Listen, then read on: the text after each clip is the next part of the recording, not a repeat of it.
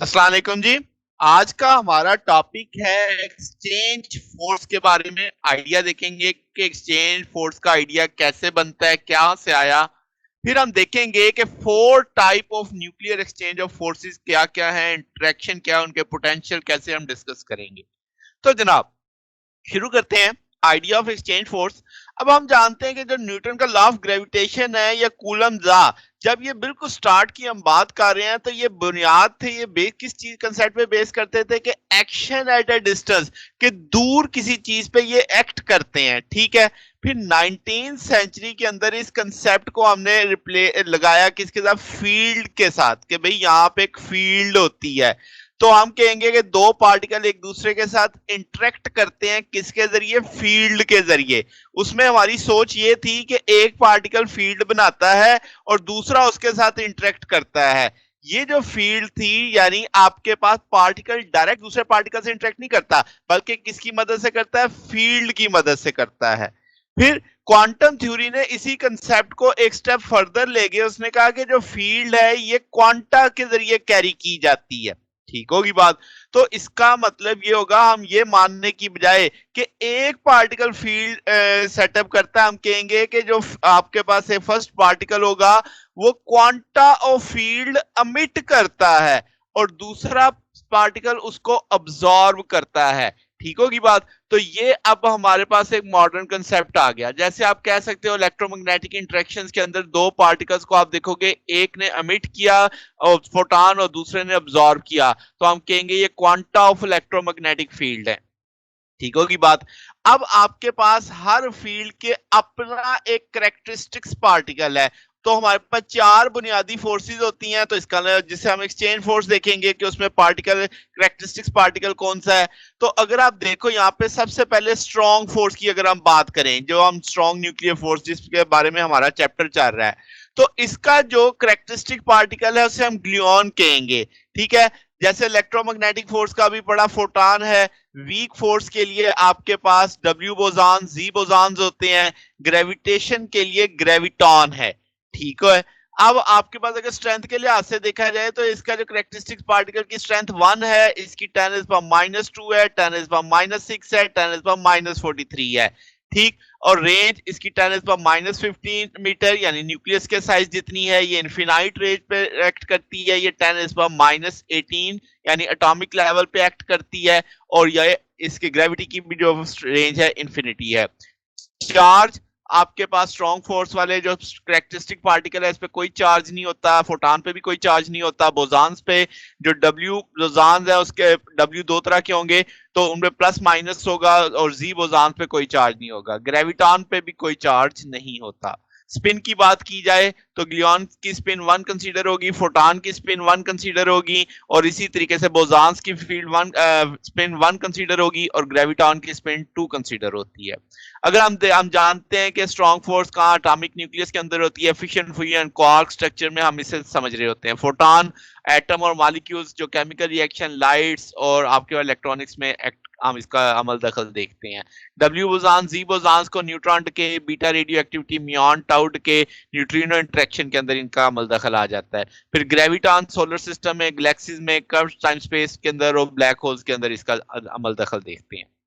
अब हमारा जो मेन टॉपिक है उस पर हम पहुंच गए, वो है एक्सचेंज फोर्स। तो अब तक हमारे जेहन में बन चुका है कि जो फोर्स होगी जो एक पार्टिकल के एक्सचेंज के साथ मुकम्मल होगी उसे हम एक्सचेंज फोर्स कहेंगे। ठीक है। तो आपके पास जैसे हम अपने न्यूक्लियर फिजिक्स में आए तो आपके पास जो फोर्स दो एलिमेंट्री पार्टिकल यानी प्रोटॉन और न्यूट्रॉन के बीच में है, तो हम कहेंगे वो किस वजह से होगी, वो कंटिन्यूस एक्सचेंज से होगी किसी दूसरे पार्टिकल के। जैसे मैं यहाँ पे उस पार्टिकल का नाम दे देता हूं पाइऑन, तो उनके बीच में पाइऑन एक्सचेंज हो रहा होगा जिसकी वजह से एक फोर्स उनके ऊपर कंप्लिश हो रही होगी। ठीक है। तो इस मामले में पाइऑन अपने दूसरे जो मीजान होते हैं, जैसे पाइऑन तीन तरह की हमने इसकी कैटेगरी देखी है, पॉजिटिव, नेगेटिव, न्यूट्रल, तो वो एक फील्ड पार्टिकल के तौर पे एक्ट करते हैं जो एसोसिएट हैं किससे, स्ट्रॉन्ग फोर्स से, जो न्यूक्लियन के बीच में होगी। ठीक होगी बात। अब हम सोच रहे हैं कि कैसे ये मुमकिन है कि प्रोटॉन अमिट करे एक पाइऑन को जो कि नॉन जीरो मास वाला है, और पार्टिकल अमिट करने के बाद भी वो प्रोटॉन ही रहे। तो ये तो एक तरह से वायलेशन होगी law of conservation of energy की, मैस की। तो आप कहोगे इस सॉल्यूशन के लिए हमें इस प्रॉब्लम का जो सॉल्यूशन है वो हम कहां से देखेंगे, हाइजेनबर्ग अनसर्टेनिटी प्रिंसिपल से, उसकी एनर्जी टाइम वाला फॉर्म देंगे। तो ये बुनियादी तौर पे फंडामेंटल लिमिटेशन है हमारी एबिलिटी पे कि हम कम से कम क्या चीज कितनी मेजर कर सकते हैं। तो अगर ऑब्जर्व किया जाए तो आप कहोगे डेल्टा, एक सिस्टम को ऑब्जर्व कर रहे हैं, टाइम इंटरवल डेल्टा टी है, उस दौरान उसकी एनर्जी में तो बदलाव जो अनसर्टेनिटी है डेल्टा ई है, दोनों का प्रोडक्ट एच कट के इक्विवेलेंट होगा। तो यहां से डेल्टा ई बराबर आ जाएगी H cut over delta T. तो इसका मतलब क्या हुआ कि एनर्जी ऑफ सिस्टम आप इससे ज्यादा प्रिसाइजली मेजर नहीं कर सकते। तो जितना डेल्टा ई है, तो अगर आप टाइम फैक्टर जितना डेल्टा टी बढ़ाते चले जाओगे, डेल्टा ई उतनी कम होती चली जाएगी, उतनी ज्यादा आप कह लो उसमें अनसर्टेनिटी कम होती चली जाएगी। तो आपके पास अगर हम कहें कि for very short interval of time, जितना डेल्टा टी आप कह लें छोटा कर दिया, तो अनसर्टेनिटी जो प्रोटॉन की रेस्ट एनर्जी के अंदर है वो ज्यादा से ज्यादा उतनी हो सकती है जितनी रेस्ट एनर्जी ऑफ पायोन है।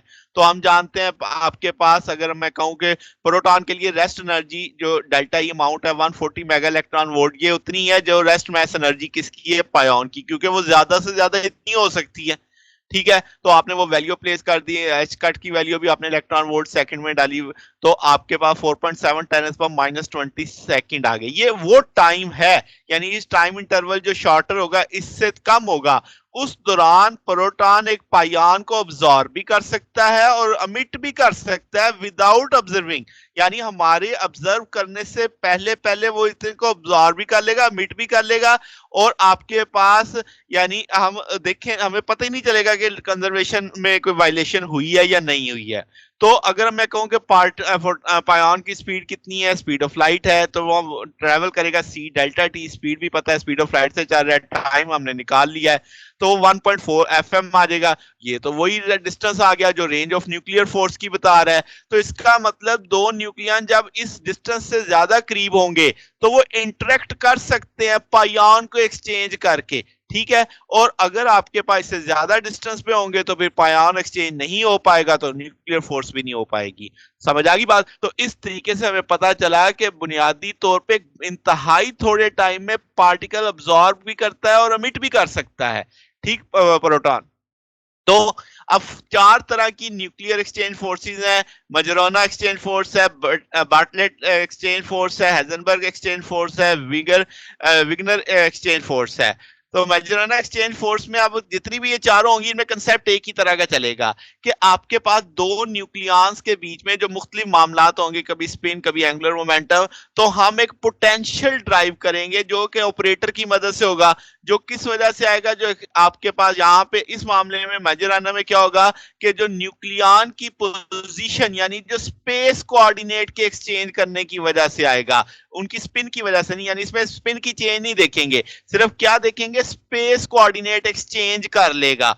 ठीक है, यानी न्यूक्लियन की पोजीशन एक्सचेंज होने से जो फोर्स अराइज होगी वो कौन सी होगी, मजराना एक्सचेंज फोर्स। आप कहेंगे कि मजरोना एक्सचेंज फोर्स के जो यानी कोऑर्डिनेट्स चेंज होंगे तो वेव फंक्शन का साइन चेंज हो जाएगा। अगर मैं कहूं पैरिटी ऑड है तो वेव फंक्शन अनचेंज रहेगा, अगर पैरिटी इवन है तो वेव फंक्शन चेंज हो जाएगा। तो पैरिटी की चेंज ऑड इवन हमें किससे पता चलती है, ऑर्बिटल एंगुलर मोमेंटम से पता चलती है। तो मजरोना पोटेंशियल को हम वीएम से जाहिर कर देते हैं, इसे एक वेव फंक्शन पे लगाते हैं, तो अल्फा आर साई आ जाएगा। अल्फा यहाँ पे पोजीशन का एक यानी वेव फंक्शन है। तो इवन एल के लिए आपके पास ये पॉजिटिव आएगा, ऑड एल के लिए ये नेगेटिव आ जाएगा। तो अगर हम श्रोडिंगर इक्वेशन में लगाएं तो आप देख सकते हैं कि -1 की पावर एल है, तो आपके पास इवन एल और ऑड एल की वैल्यू आप आसानी से देख सकते हैं कि इवन के लिए एक पॉजिटिव आएगा, ऑड के लिए ये नेगेटिव आ जाएगा। तो इससे एक और चीज भी पता चलती है कि आपके पास के फोर्स हमेशा अट्रैक्टिव होगी स्टेट्स यानी इवन एंगुलर मोमेंटम के लिए, और रिपल्सिव होगी किसके लिए, और एंगुलर मोमेंटम के लिए, क्योंकि वो नेगेटिव में आ जाएगी ना। तो आपके पास ये एक बेसिक सा कंसेप्ट आ जाता है। अच्छा, अब अगर हम आगे चलें तो बार्टलेट एक्सचेंज फोर्स ये बुनियादी तौर पे स्पिन के एक्सचेंज की वजह से, यानी न्यूक्लियन के बीच में स्पिन एक्सचेंज होगी, तो तब वहां पे जो फोर्स आएगी एक्सचेंज फोर्स वो बार्टलेट एक्सचेंज फोर्स होगी। तो बार्टलेट पोटेंशियल को वी बी से जाहिर कर देते हैं, ये भी वेव फंक्शन पे एक्ट करेगा, तो वी बी साई, अब बीटा आ जाएगा, बीटा पहले में अल्फा था, बीटा आ गया, बीटा और साई। अगर स्पिन 1 है तो पॉजिटिव है, अगर स्पिन 0 है तो ये नेगेटिव में आ जाएगा। ठीक है, अगर मैंने कहा S1 है, जैसे मैंने कहा पॉजिटिव, तो इंटरचेंज जो स्पिन है वो आपके वेव फंक्शन को इफेक्ट नहीं करेगी, और अगर सॉरी यहाँ पे अगर वो जीरो है तो वो आपके वेव फंक्शन को इफेक्ट करेगी, वो उसका साइन चेंज कर देगी। तो ये एक बेसिक सी बात आ गई। ठीक है, तो आपको पता चलेगा कि न्यूक्लियर पोटेंशियल डिफरेंट है S1 और S0 के लिए, क्योंकि स्पिन पैरेलल और एंटी पैरेलल का कंसेप्ट आ जाता है आपके पास। तो अगर हम बात करें कि श्रोडिंगर इक्वेशन की, तो यहाँ पे -1 S+1 की पावर आ जाएगी, यानी सारा फार्मूला वही है, पहले में L था सिर्फ, अब ऊपर S+1 आ गया। ठीक है, तो ये ऑर्डिनरी पोटेंशियल के बारे में, जिसका साइन चेंज हो जाएगा S1 और S0 रखने से। अच्छा, अब आगे चलते हैं, तो हाइजेनबर्ग एक्सचेंज फोर्स। अब इसमें बुनियादी तौर पे दोनों आपकी एक्सचेंज होती हैं, स्पिन भी और स्पेस कोऑर्डिनेट भी। ठीक है, यहाँ पे जो पोटेंशियल आएगा उसे VH से कह देंगे, तो आपके पास VH आपके पास पॉजिटिव गैमा आर कह दिया। अब गैमा आर भी पोजीशन के लिए है, यानी आपका जो फंक्शन है। अब आपके पास अगर मैं कहूं S1 है, L इवन है, तब ये पॉजिटिव आएगा, या S0 हो और L ऑड हो तब ये पॉजिटिव आएगा। तो इसी तरीके से नेगेटिव कब आएगा, जब अब S0 L इवन हो या S1 और L ऑड हो। तो आप इस चीज को नीचे टूल से भी समझ सकते हैं। तो दोनों वेव फंक्शन जो आपके पार्टिकल हैं वो सिमेट्रिक होगा जब L प्लस L क्या होगा, इवन, और एंटी सिमेट्रिक होगा जब वो ऑड होगा। ठीक है, वेव फंक्शन की हम बात कर रहे हैं। तो श्रोडिंगर इक्वेशन में आप देखो -1 L प्लस S+1 लगा दिया है, तो आपके पास साइन जो है ये भी ऑर्डिनरी पोटेंशियल के लिए ये पॉजिटिव होगा अगर L+1 क्या हो जाएगा, ऑड, और नेगेटिव होगा अगर वो क्या हो जाएगा, इवन आ जाएगी ये वैल्यू। सिंपल, यानी -1 की पावर को सिंपल देख के ये समझ सकते हैं। तो अब इसमें दोनों मामला आ गए, जो मॉजराना और बार्टलेट पोटेंशियल के इफेक्ट से आता है कंबाइंड इफेक्ट, यानी एक तरह से हाइजेनबर्ग हमें यहाँ पे बता रहा है। फिर लास्ट वन होता है हमारे पास विग्नर एक्सचेंज फोर्स। विग्नर एक्सचेंज फोर्स आपके पास, यानी कह सकते हो कि ordinary nuclear non exchange force है, इससे उसकी करेक्टरिस्टिक्स कोई नहीं बदलती। ठीक है, तो आपके पास यानी जो स्टेट्स हैं वो अनचेंज रहती हैं न्यूक्लियन की। अगर मैं और सादा लफ्जों में कहूं तो आपके पास जो कोऑर्डिनेट्स हैं वो भी नहीं बदलते, स्पिन भी बदलती। तो आपके पास यानी no exchange of any particle property. तो आपने वेव फंक्शन लगा दिया है, पोटेंशियल आ गया, इसे W से कहेंगे, और आपके पास अब डेल्टा आ गया, ये भी आपके पास पोजीशन का है। तो श्रोडिंगर इक्वेशन आप सिंपली इस तौर पे लिख सकते हैं इसकी। तो ये जनाब हमारे पास आज का टॉपिक था। अगर आपको इसमें कोई बात पूछनी हो, डाउट हो, तो नीचे कमेंट्स में पूछ सकते हैं। वीडियो अच्छी लगी हो तो वीडियो को लाइक कीजिएगा, दोस्तों के साथ शेयर कीजिएगा, चैनल को सब्सक्राइब कर दीजिएगा। अब तक के लिए इतना ही, बकिया इंशाल्लाह फिर नेक्स्ट देखेंगे। ओके, अल्लाह हाफिज।